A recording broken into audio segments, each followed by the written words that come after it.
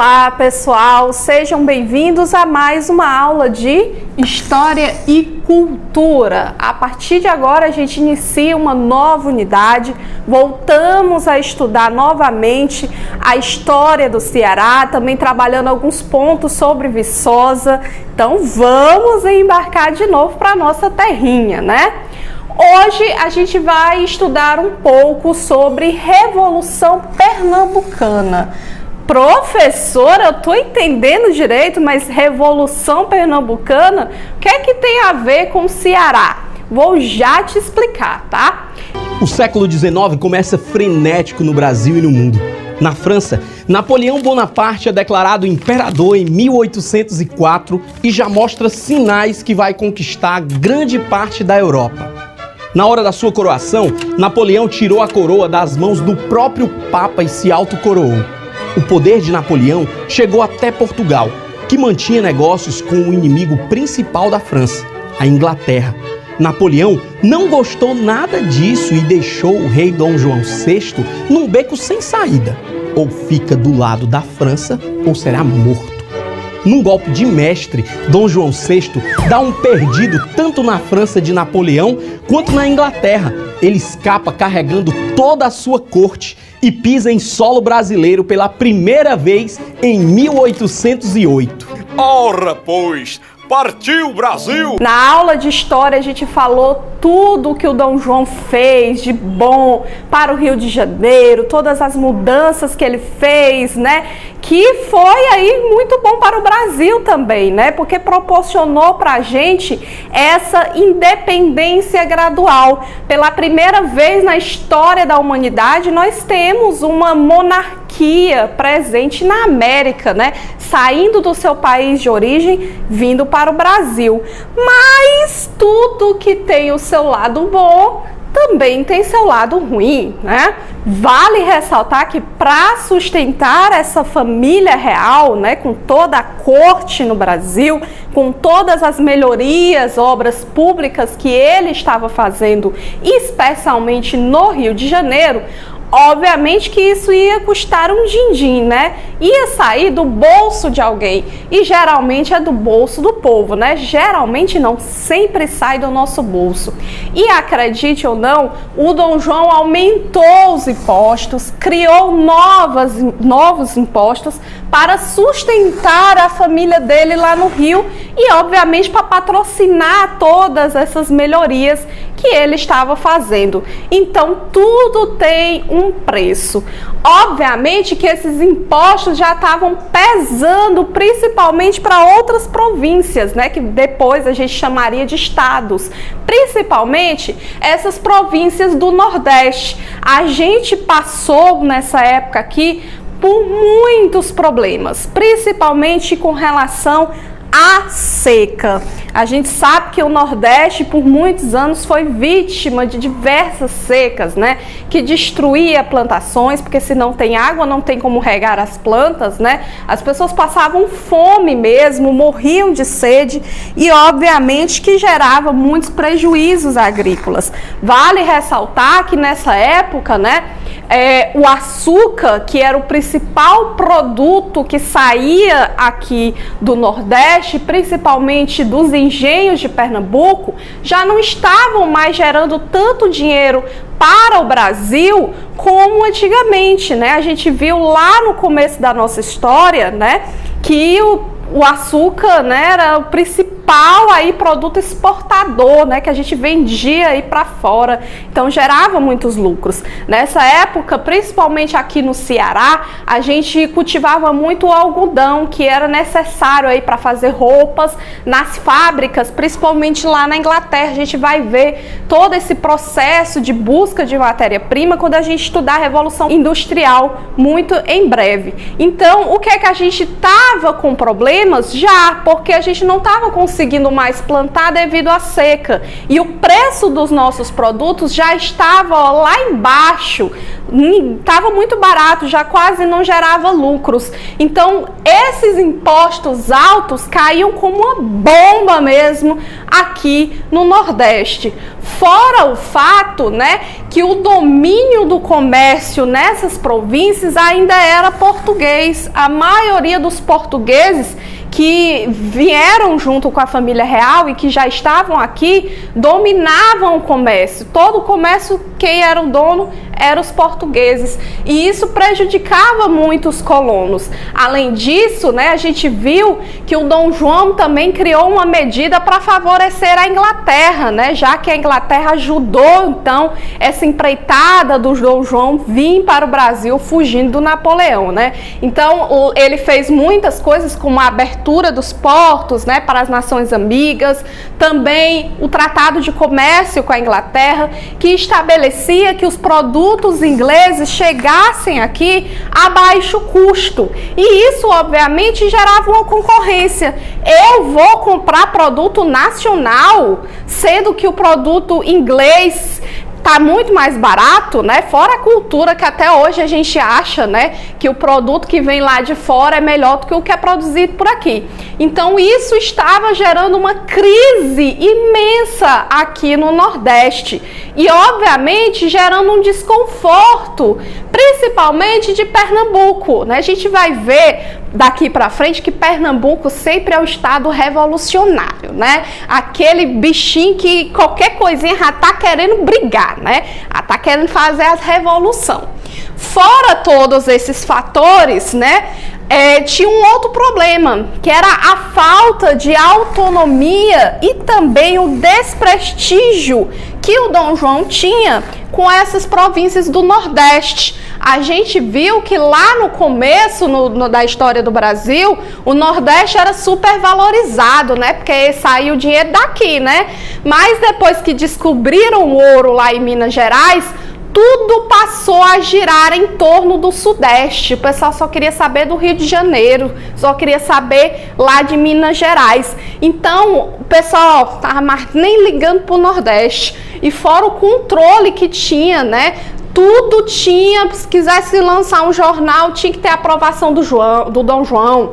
Se quisesse botar um comércio, tinha que ter a aprovação do Dom João. Qualquer lei tinha que ter a aprovação do Dom João. Então não tinha essa autonomia do Estado ser livre, poder criar as suas próprias leis, organizar ali, administrar da maneira como era para ser. Então isso gerou uma grande revolta. A chegada da família real no Brasil em 1808 aumentou ainda mais a insatisfação dos populares, desanimados com a desequilibrada relação entre a metrópole e a colônia.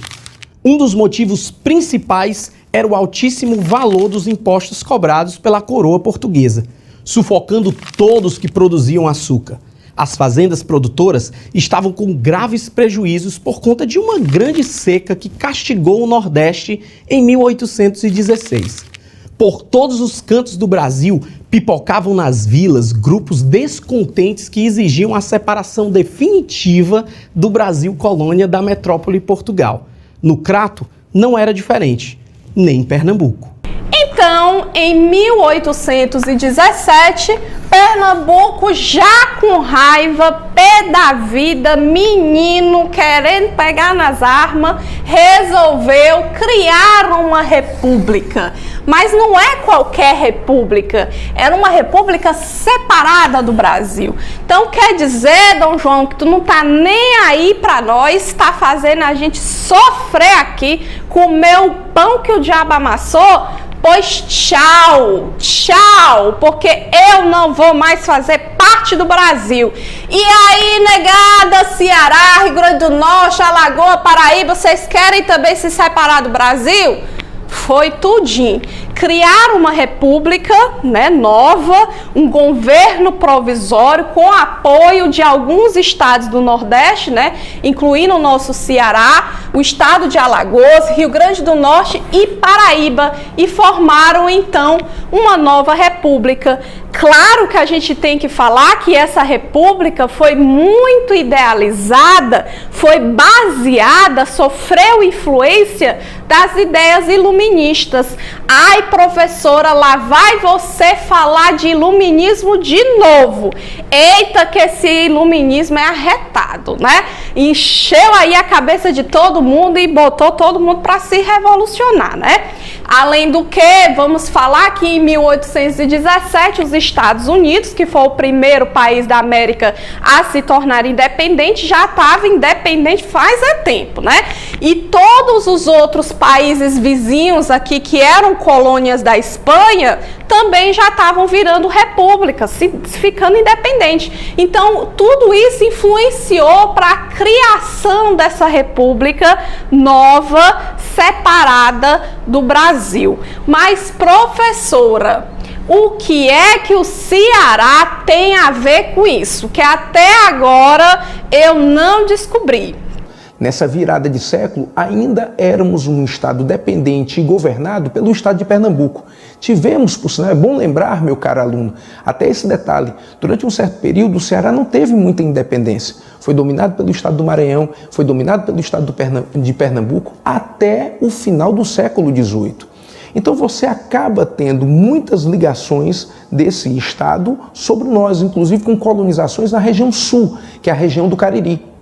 Por isso, até mesmo, uma cultura muito parecida a deles. E sempre é bom lembrar, por conta de nós não termos uma independência, toda a informação vinha e todo o domínio vinha desses estados e desse domínio brasileiro. Então, por isso que tinha essa forte influência, esse domínio de Pernambuco com relação ao Ceará. Então, se Pernambuco resolveu fazer essa revolução, obviamente o Ceará também iria participar, mas a gente precisa falar que teve uma família aqui no Ceará, uma família riquíssima, enorme, grande, tradicional, que a gente chama de oligarquia, pelo tamanho do poder que ela tinha de influência e domínio político naquela região do Cariri, Crato, Juazeiro do Norte, tá? Que é a família Alencar. Ai, professora, eu já ouvi esse nome Alencar de algum lugar. Alencar não é daquele escritor brasileiro que escreveu Iracema, né? Tem a ver o José de Alencar com essa família aqui? Claro que tem, tá?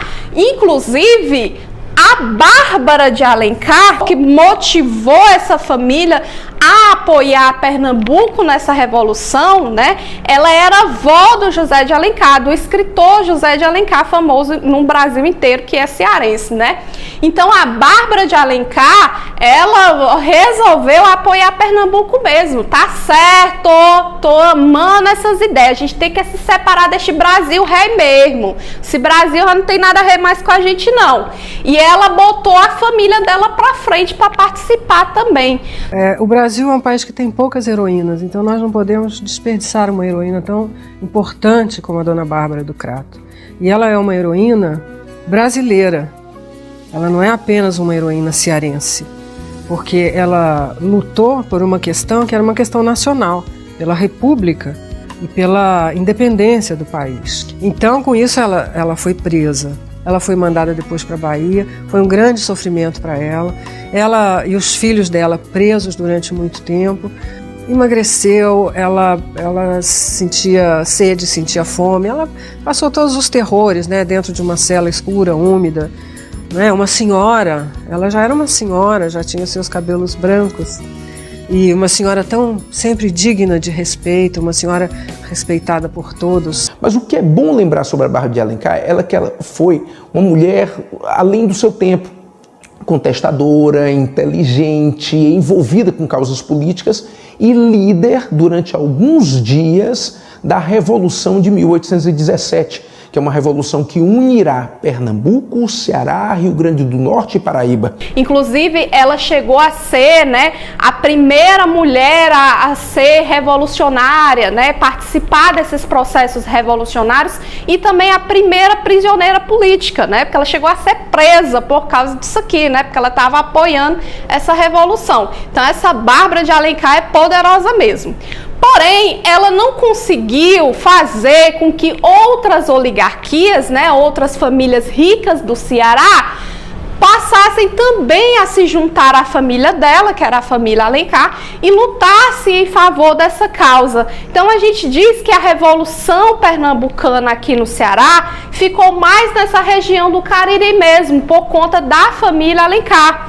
Porque, na verdade, na região da Ibiapaba, região de Fortaleza, Sobral, tinha outros problemas. Todo mundo estava sofrendo com essa seca, né? Todo mundo estava preocupado com os seus próprios problemas internos. Então, ninguém estava afim mesmo de lutar por revolução nenhuma. Então a gente diz que a Revolução Pernambucana no Ceará, ela foi considerada tímida com relação a Pernambuco, né, que onde estourou todo o negócio. E isso se deu por falta de apoio mesmo de outras famílias ricas, outras famílias poderosas que tinham influência política. Certinho? A Revolução Pernambucana foi um movimento republicano de libertação colonial.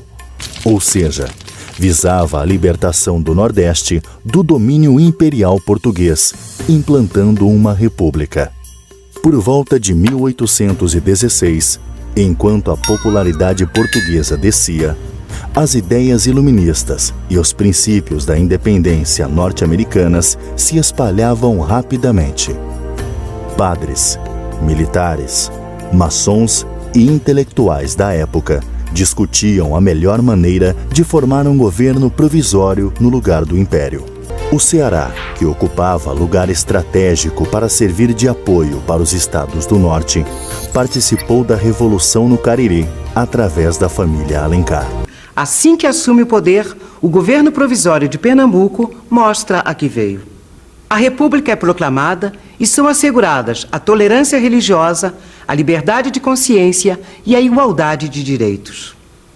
Mas apesar desses avanços, a escravidão africana foi mantida. Seja como for, a insurreição pernambucana é a mais importante rebelião já ocorrida em terras brasileiras até este momento. Porém, apesar de revolucionária, né, essa república aqui, ela também não durou muito tempo. Ai, não, professora, eu não acredito. Pois é, durou só 2 mesezinhos. Isso porque Dom João, obviamente, não ia ficar com o braço cruzado. Quer dizer que o Nordeste quer fazer parte mais do Brasil? Não, oi? Vamos deixar ele não fazer mais, é isso? Não. Ele colocou lá, fez um monte de dívida, mas botou o exército lá e mandou se acabar com tudo. E, obviamente, né, porque também tinha muitas crises ali dentro daquela nova república, cada um queria fazer uma forma, queria ditar a sua maneira, e acabou então enfraquecendo e se acabando sendo derrotada pelo Dom João, certo? Mas essa Revolução Pernambucana foi apenas o começo, né? A chama não estava completamente apagada, porque isso iria gerar outros conflitos, inclusive posteriormente ainda no Nordeste. O Nordeste ainda ia tentar se separar de novo e também, obviamente, influenciar para que outras revoluções acontecessem no Brasil. Mas isso a gente vai estudar na aula de História, na próxima aula aí, tá bom? Entendido? Espero que você tenha gostado. Qualquer dúvida, você sabe que pode perguntar, tá bom? Grande beijo, até a próxima, tchau!